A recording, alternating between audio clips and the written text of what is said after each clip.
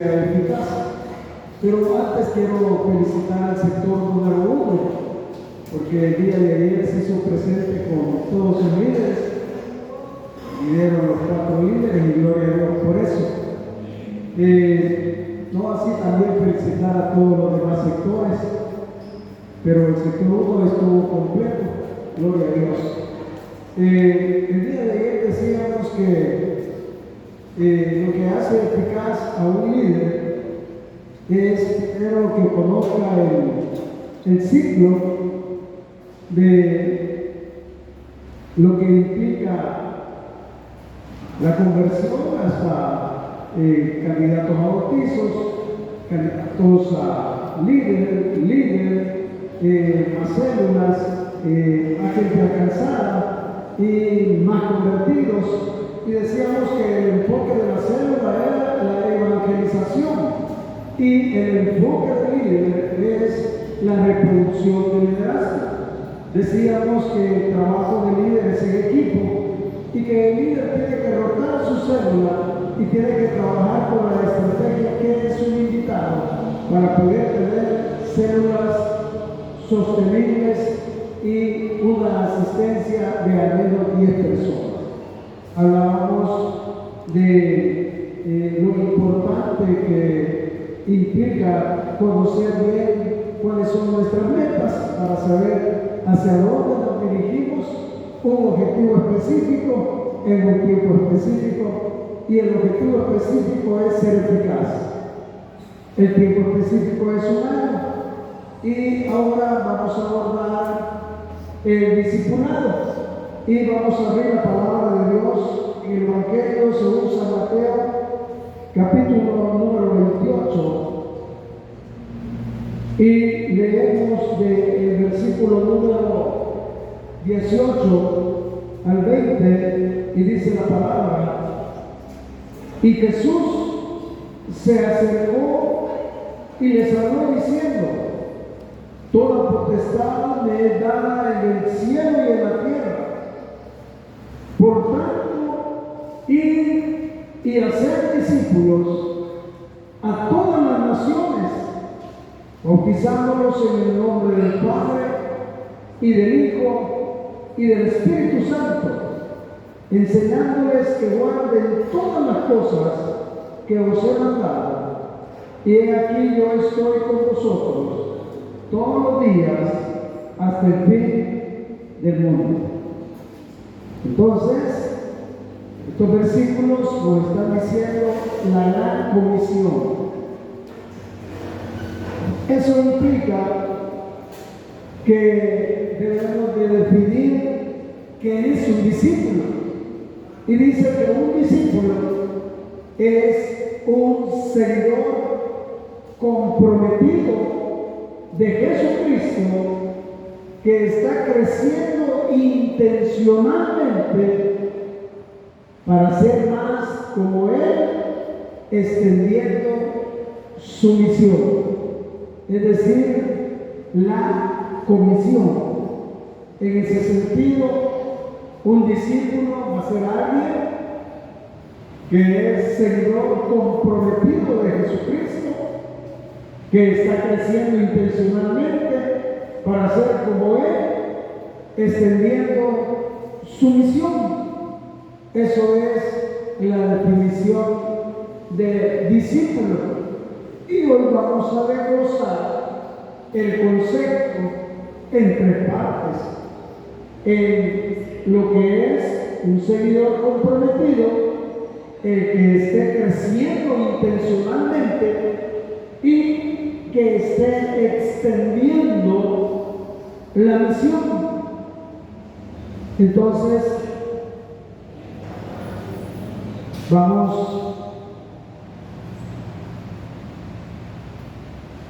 ¿ya lo copiaron o lo regreso? ¿Me avisan si lo puedo pasar?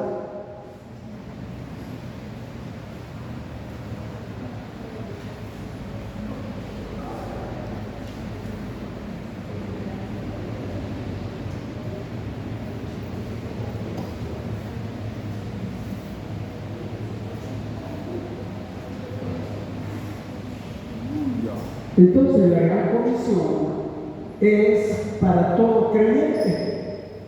Todo creyente debe de ser un discípulo de nuestro Señor Jesucristo, debe de estar comprometido con nuestro Señor Jesucristo, debe de crecer intencionalmente y debe de ser parte de la extensión de la misión de generar más discípulos.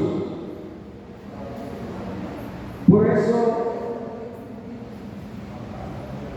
la gran comisión está dirigida a todo aquel que ha nacido de nuevo, para todo creyente.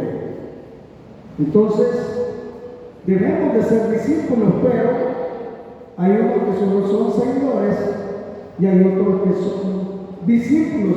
¿Cómo los vamos a diferenciar a un seguidor de un discípulo? El seguidor no está comprometido con Jesús. El seguidor no quiere crecer intencionalmente. El seguidor, por lo tanto, no puede extender la misión de hacer discípulos. Entonces se vuelve solamente un seguidor. Pero hay una diferencia entre un seguidor y un discípulo.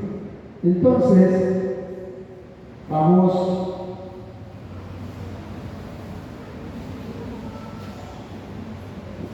a ver los componentes de la definición y decíamos que hay 3 elementos. El primer elemento es un seguidor comprometido de Jesucristo. Y ahí tiene que ver en el compromiso el carácter, su fuerza, su corazón, su familia, todo él está comprometido. Y voy a leer la cita de Mateo capítulo 8, dice la palabra de Dios.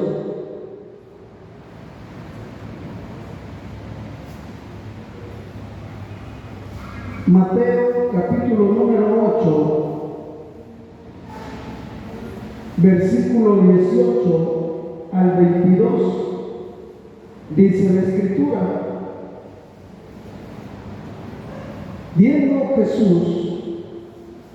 viéndose Jesús rodeado de mucha gente, mandó pasar al otro lado. Y vino un escriba y le dijo: Maestro, te seguiré a donde quiera que vayas. Jesús le dijo: las zorras tienen guaridas y las aves del cielo nidos, mas el Hijo del Hombre no tiene dónde recostar su cabeza. Otro de sus discípulos le dijo: Señor, permíteme que vaya primero y entierre a mi Padre. Jesús le dijo: sígueme, deja que los muertos entierren a sus muertos. Jesús claramente defiende el mandamiento bíblico de honrar a los padres. El Señor me estaba diciendo: deja que primero vaya y entierre a mi Padre. El padre de este seguidor no es que había muerto, sino que estaba postrado. Y él, poniendo una excusa, le está pidiendo que le dé tiempo para esperar que su padre siga en un proceso hasta que muera para poderlo seguir. Jesús le responde y le dice: deja que los muertos entierren a sus muertos, porque Jesús está hablando de una muerte espiritual. Y Jesús hace énfasis en el primer mandamiento, en el capítulo 15, dice la palabra, capítulo 15, versículo 4, dice: porque Dios mandó diciendo: honra a tu padre madre. Y el que maldiga al padre o a la madre muera irremisiblemente. Es tajante Jesús cuando establece que debemos de honrar a nuestros padres, pero un seguidor es una persona que no está comprometida. Un seguidor es una persona que va a poner excusa ante el llamado que el Señor le ha hecho. Y entonces nos preguntamos, ¿cuál llamado? Mateo capítulo 28, versículo 18 al 20, que leímos al principio, es un llamado para todo creyente, para que se vuelva un discípulo de Jesucristo. Pero para ser discípulo tiene que haber un compromiso. Entonces, el seguidor le dijo, deja que vaya y entierre a mi padre. Pero su padre no estaba muerto. Le estaba poniendo una excusa porque no quería un compromiso. Por eso decimos que un seguidor comprometido de Jesucristo implica carácter, su fuerza, su corazón, su familia, todo está comprometido. Jesús realmente defiende el mandamiento bíblico de honrar a los padres. El llamado a seguirlo es más importante que cualquier otro vínculo, cualquier cosa que impide el compromiso incondicional con Jesús y la nueva familia del pacto debe ser dejada de lado. ¿Y por qué habla de carácter? Porque para comprometerse con nuestro Señor Jesucristo se necesita ser honesto, se necesita ser bondadoso, se necesita tener gratitud por el impacto recibido en nuestra vida. Entonces solamente tiene que estar agradecido por lo que Dios ha hecho en nuestra vida a través del sacrificio de Jesús. Puede comprometerse con Jesús para ser parte de la gran comisión. Si él no tiene carácter, entonces él va a poner excusas. Entonces, una cosa es ser seguidor y otra cosa es ser un discípulo. Por eso dice que cualquier cosa que impida el compromiso incondicional con Jesús y la nueva familia del pacto debe de ser dejado de lado. Dice la palabra de Dios en el Evangelio según San Lucas capítulo 9, versículo 51, que cuando llegó la hora de ir arriba, Jesús afirmó su rostro para ir a Jerusalén.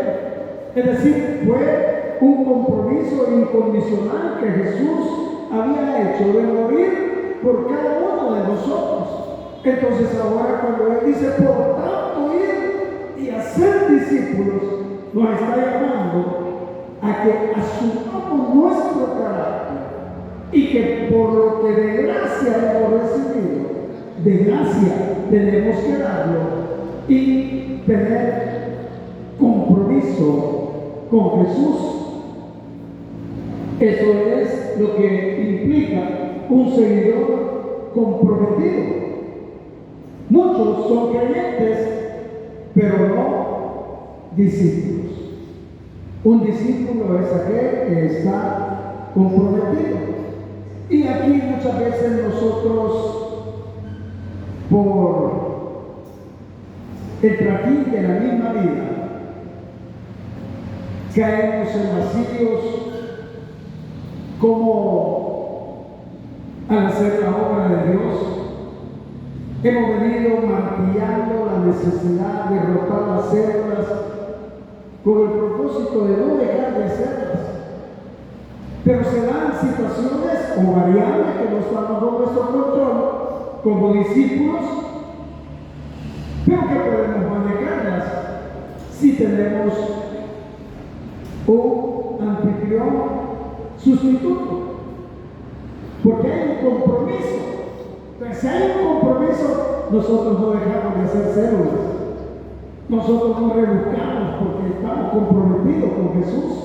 Pero tomar una posición muy cómoda, muy acomodada, eso es fácil. Ese es el comportamiento de un seguidor, de alguien que no tiene carácter. Pero el que tiene carácter dice, no, yo estoy comprometido con el Señor, no estoy comprometido con el pastor, no estoy comprometido con el líder, no estoy comprometido con el supervisor, estoy comprometido con el Señor. Y por lo tanto yo me voy a entregar al Señor. Dice que Dios no es injusto para olvidar la obra de amor que nosotros hacemos por los santos. Entonces, hermanos, muchos son creyentes, pero no discípulos. El segundo elemento es que debemos de crecer intencionalmente para ser como Jesús. Crecer intencionalmente implica que haya una disposición y dice que hay una decisión. Primero en la decisión, he tomado la decisión de crecer en el conocimiento de la palabra de Dios. Voy a leer todos los días la palabra de Dios. Esa es una decisión. He decidido que voy a orar todos los días. Esa es una decisión. He decidido que me voy a congregar martes, jueves, lunes, domingo. Ya es algo diferente. Dice, no, está creciendo intencionalmente. Y después de la decisión viene la iniciativa. Y la iniciativa es poner en ejecución lo que he decidido. Decidí orar, entonces la iniciativa es ejecutar. Voy a orar.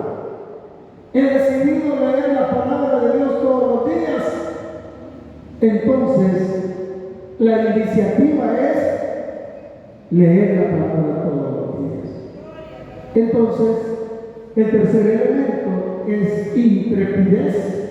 Y la intrepidez implica enfrentar vigorosamente el propósito, el deseo de crecer intencionalmente, manteniendo una postura de no pecar. Esto es importante. Porque, hermanos, Dios quiere usar nuestra vida. Pero Dios no va a usar un vaso que esté sucio. Sucio por el pecado.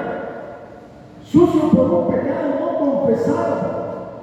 Porque el pecado es sabroso, pero tiene un precio. Y el precio es el alma. Entonces, la intrepidez me está diciendo que debo de mantener una postura de no pecado. Entonces decíamos que para comprometernos es cuestión de carácter, porque el compromiso es carácter, pero también aquí hay un valor llamado valentía, y la valentía es vencer el temor en beneficio de otros. ¿Cuáles son los otros? Los que no conocen la palabra de Dios, los que no conocen el plan de salvación, los que se encuentran en tinieblas. Entonces, valentía inspira decisión, iniciativa e intrepidez. Entonces nos damos cuenta que el discipulado implica carácter. Por eso muchos son seguidores y pocos son discípulos. Entonces debe de haber esa necesidad, ese anhelo, esa pasión de crecer intencionalmente para ser más como Jesús, hasta alcanzar la medida de la estatura del varón perfecto. Tenemos que ser como la luz de la aurora, que va de aumento en aumento hasta que el día es perfecto.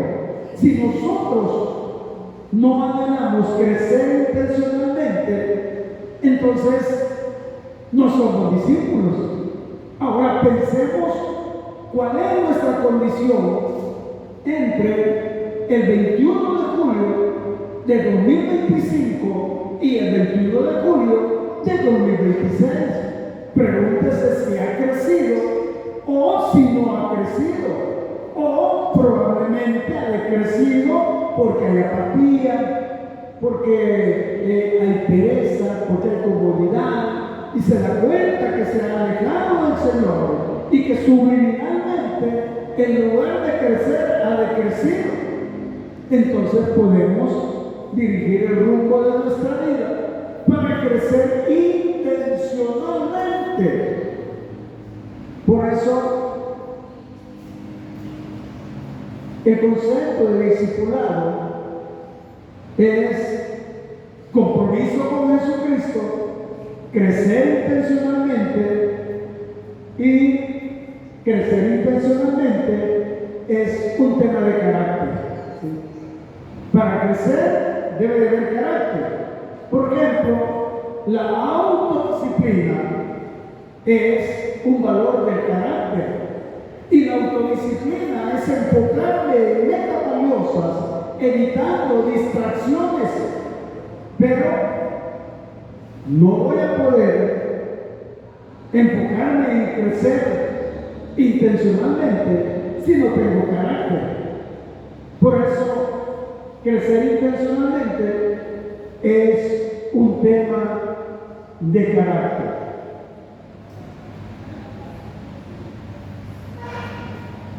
El tercer elemento del concepto de discípulo es extendiendo su misión, o dicho de otra manera, extendiendo la gran comisión.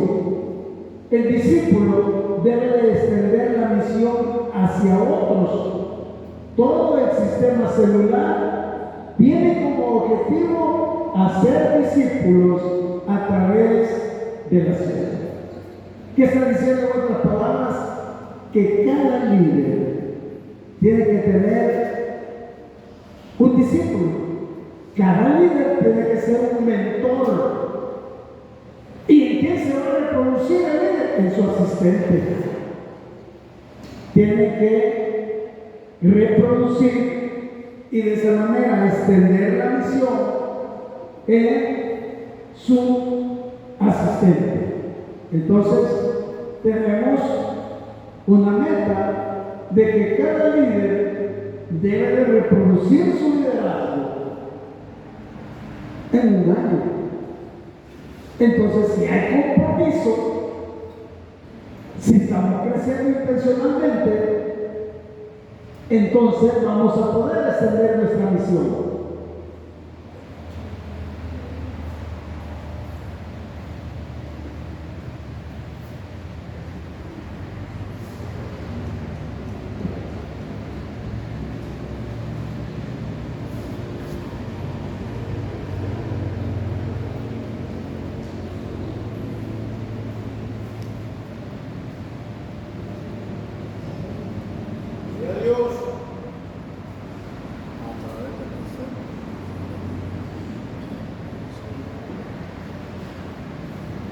Ahora veamos la definición de célula. Célula es un grupo de personas, de 3 a 15 personas, que se reúnen semanalmente fuera del local de la iglesia con el propósito de edificar, evangelizar y confraternizar, comprometidos con la misión y que a su vez hagan discípulos. Otra definición es una célula, es un grupo de personas entre 3 o 15 que se reúnen fuera del local de la iglesia para adorar, para edificar, para evangelizar, para confraternizar y para discipular. Entonces, estamos expresando 5 elementos. Sin embargo, los 3 básicos es edificar, evangelizar y confraternizar, comprometidos con la misión y que a su vez hagan discípulos. Entonces, hermanos, si pasó un año y yo no pude reproducir mi liderazgo, ese es un punto crítico que yo tengo que autoevaluarme para ver dónde estoy fallando, qué es lo que no estoy haciendo bien. Porque cuando estamos comprometidos, entonces, y estamos creciendo espiritualmente, intencionalmente, entonces el tercer elemento va a caer por su peso. Y para eso utilizamos la célula para poder llevar la misión y hacer discípulos. Por eso decíamos al principio, recordando la ponencia de ayer, que el enfoque del líder es reproducir su liderazgo. El del equipo es asistencia y conversión. Y al tener conversión, genera visitas programadas y genera bautismos en agua. Eso es trabajo de equipo. Pero el del discipulado, la reproducción, ese es personal. ¿Por qué nos descuidamos? Razones del por qué no logramos reproducir nuestro liderazgo. Porque primero estamos acostumbrados a una educación bancaria. Es decir, yo conozco y enseño lo que sé.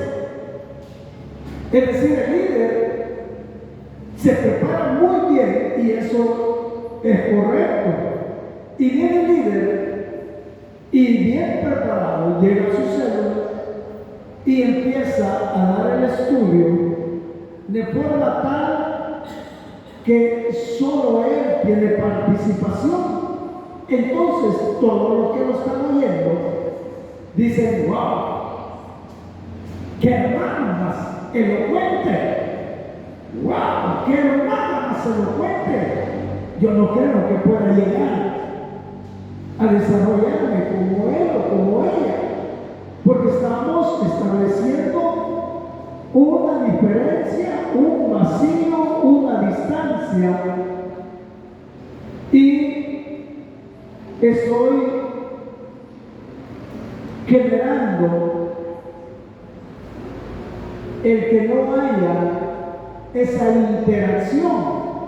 Por eso se debe de dar un estudio interactivo y participativo que nos permita detectar el potencial que tenemos en la célula y luego discipular desvaciando nuestra vida en la otra persona.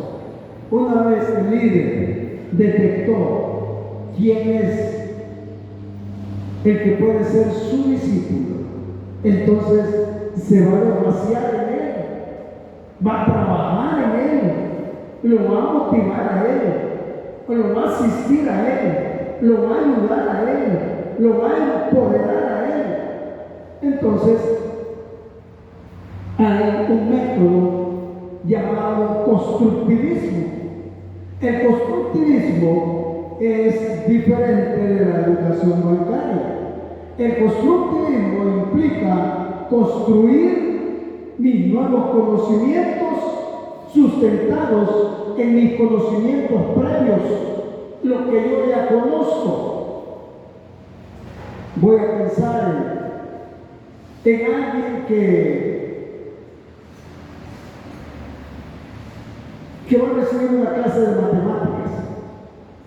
Entonces, la educación bancaria es que el profesor pase y desarrolle los casos de factoreo, pero él ya sabe.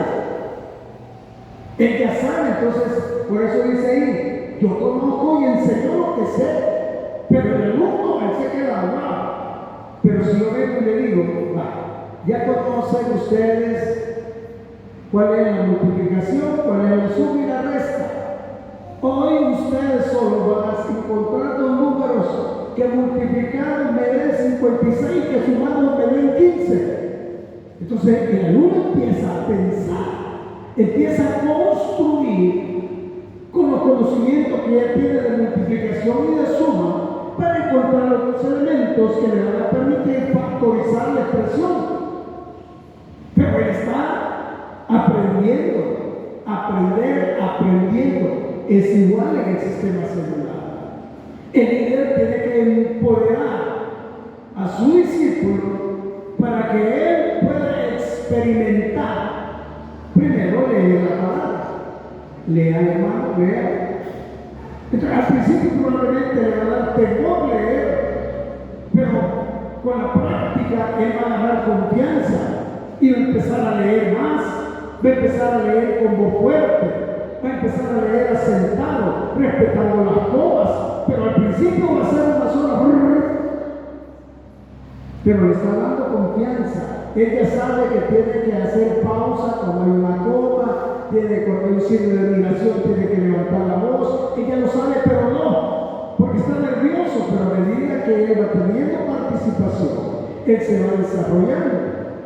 Luego le dice, hermano, ore por favor. Cuando él dice ore, al principio probablemente la oración sea corta. Pero a medida que él va ganando confianza en el grupo, él se va desarrollando. Entonces la confianza se vuelve un andamiaje, un puente entre un estado A y un estado B. Por eso es que dar un estudio interactivo nos permite relacionarnos con las personas para que todas participen y que la sumatoria de sus ideas enriquezca el estudio llevado a un contexto diario, porque si no la palabra se vuelve histórica. Por ejemplo, dice, ven y te haré pescador de hombres. Tengo que llevar un contexto diario. ¿Cómo es que los pescadores se desarrollan en el mar? Bueno, salen cuando la marea no está alta, salen cuando el mar está calmado, regularmente lo hacen de noche y van con la mente positiva de poder obtener una buena pesca. Muy bien. Ahora Jesús le está diciendo pescadores de hombres. ¿A qué se refiere Jesús con hombres? Bueno, yo pienso, dice uno, que probablemente estaba hablando de que lo acompañaran. Muy bien, ¿y usted qué piensa? Dice uno. Yo creo que él estaba hablando de que iban a evangelizar. Muy bien, ¿y usted qué piensa? Y entonces hace que participen todos, y de esa manera el líder va a detectar en quién tiene que vaciarse, en qué persona tiene que vaciarse, porque es su discípulo. Por eso muchas veces nos descuidamos porque lo hacemos de una manera ya mecánica. 2, no es nuestra cultura el discipulado. Hemos venido trabajando en el sistema celular, pero no con un objetivo específico de discipular, entonces no forma parte de nuestra cultura. Y por naturaleza no nos oponemos al cambio y le decimos, hoy vamos a discipular. Yo no estoy discipulando, y no lo hace, porque tiene que haber un compromiso con Jesús y tiene que crecer intencionalmente y tiene que reproducir la misión. Entonces no es nuestra cultura el discipulado. El discipulado es la parte esencial de la iglesia. Si nosotros logramos desarrollar el discipulado, nuestra iglesia, por ser una iglesia celular, va a ser bendecida. ¿Bendecida en qué sentido? Bendecida en que va a haber gente comprometida con nuestro Señor Jesucristo. No con el hombre, con Jesús.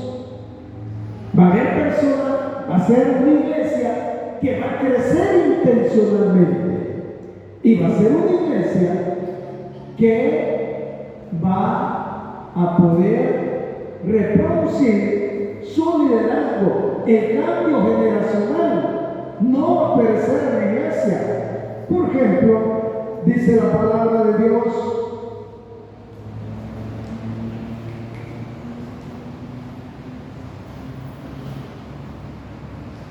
en 2 de Timoteo, en el capítulo número 2 y versículo número 1, dice: tú pues, hijo mío, esfuérzate en la gracia que es en Cristo Jesús.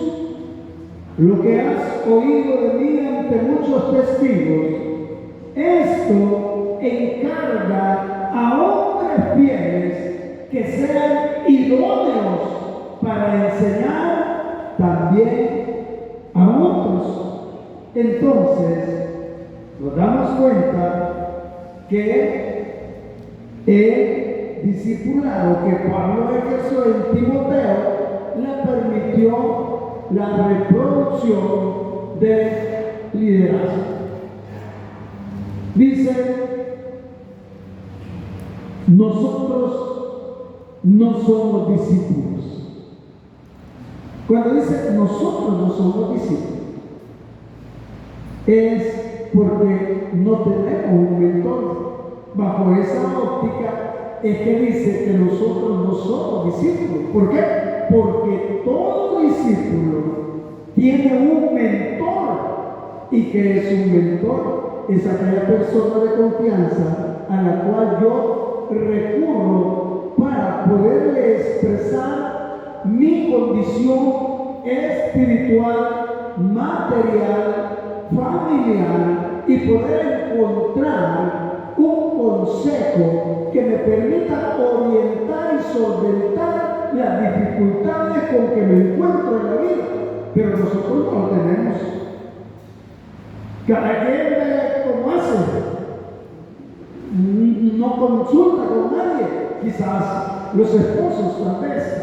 Pero es necesario para ser discípulo que tengamos un mentor. ¿Y qué es un mentor?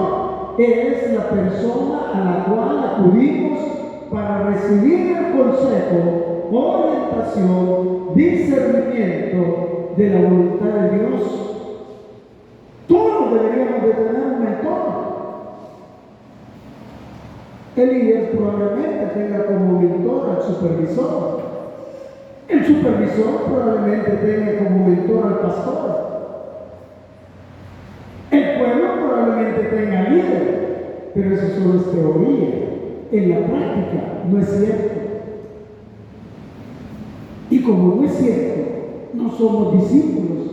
Y no somos discípulos porque no es nuestra cultura. Entonces, como no es nuestra cultura, se nos vuelve difícil ir contra la corriente. Pero cuando nosotros logremos entrar en la voluntad de Dios, entonces las cosas van a ser diferentes. Por eso, un mentor es la persona a la cual acudimos para recibir de él consejo, orientación, discernimiento de la voluntad de Dios. ¿Cuántos errores no sucederían si cada uno tuviera su mentor? Es decir, su persona de confianza. Y le dije, hermano, quiero contarle que me siento tentado y quiero que me ayude porque ya ando volando bajo. Pero cae en pecado. Por eso muchas veces existen ataduras en las iglesias que no logramos ver. Ataduras espirituales.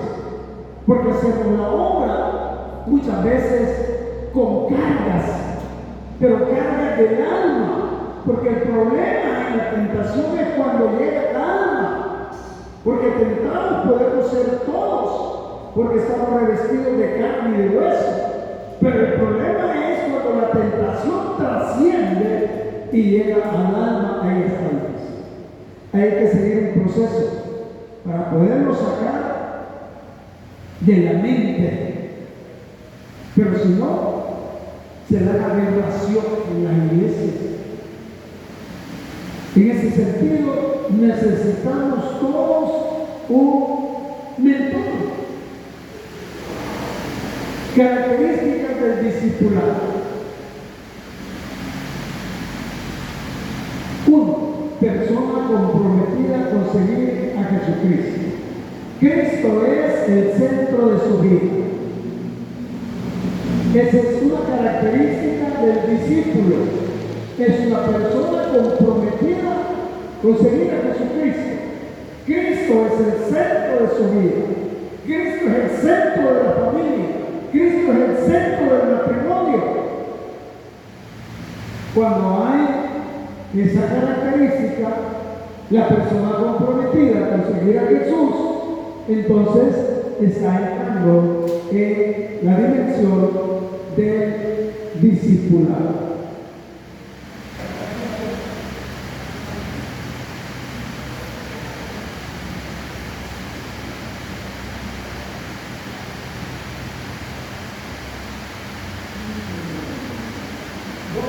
Dos, negarse cada día y seguir a Jesús. Mateo, capítulo 16 y versículo 24, dice la palabra: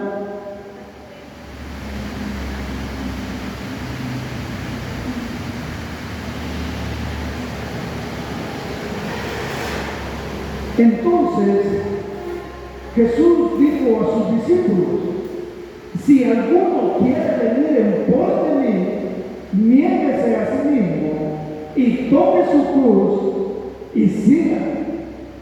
Entonces, ser humildes, honrando a otros, dándoles mayor atención más que a nosotros mismos, amando aún cuando no seamos amados.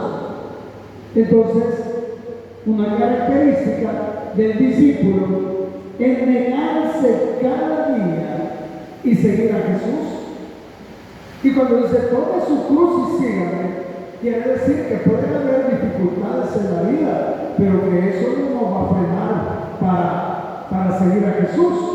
Al contrario, tenemos que honrarlo a Él y dar atención más que a nosotros mismos, a otros, amando aun cuando no seamos amados. Eso tiene que usted tenerlo presente, que usted tiene que amar aunque no lo ame. Su responsabilidad es amar.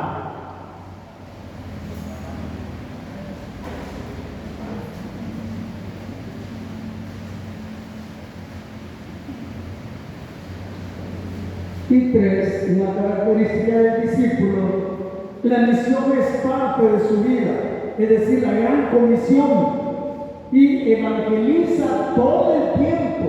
Evangelizar es parte de su vida, de forma tal que ese es su estilo de vida. Su estilo de vida es: aborda a una persona y le dice, ¿conoce a Jesús? ¿Quisiera conocer a Jesús? ¿Qué pasaría si usted muere este día? ¿Dónde cree que iría su alma? Entonces, aborda a las personas con un propósito definido, y es presentar el plan de salvación.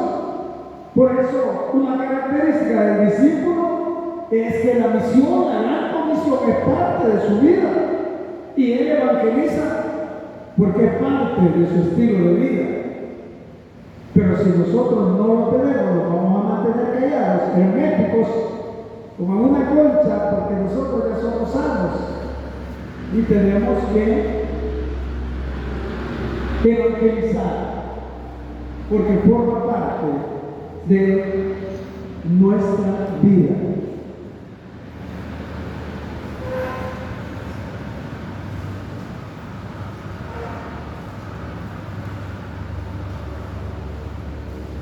Amén.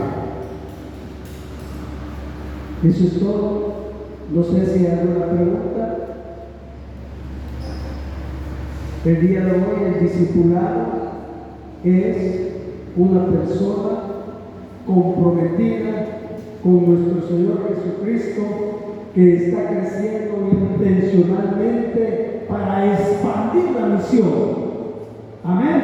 Y de ahí se deriva todo lo que nosotros podamos desarrollar en el sistema cerebral. Amén. Oramos al Señor.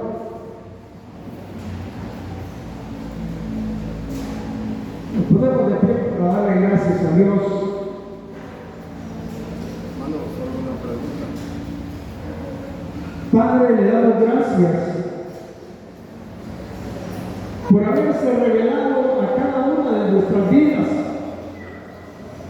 Gracias, Señor, porque no teniendo ninguna condición, a usted le plació, Señor, elegirnos para ser adoptados hijos e hijas suyas. Hoy le suplicamos que sea su Espíritu Santo que ministre cada una de nuestras vidas para que podamos estar comprometidos con nuestro Señor Jesucristo y que podamos anhelar crecer intencionalmente para expandir la misión que usted ha encomendado a hombres y mujeres comunes, corrientes y mortales como cada uno de nosotros. En el nombre de Jesús, en su mano de amor nos depositamos, en Cristo Jesús. Amén y amén. Dios les bendiga, hermanos. Nos vemos mañana, primero Dios.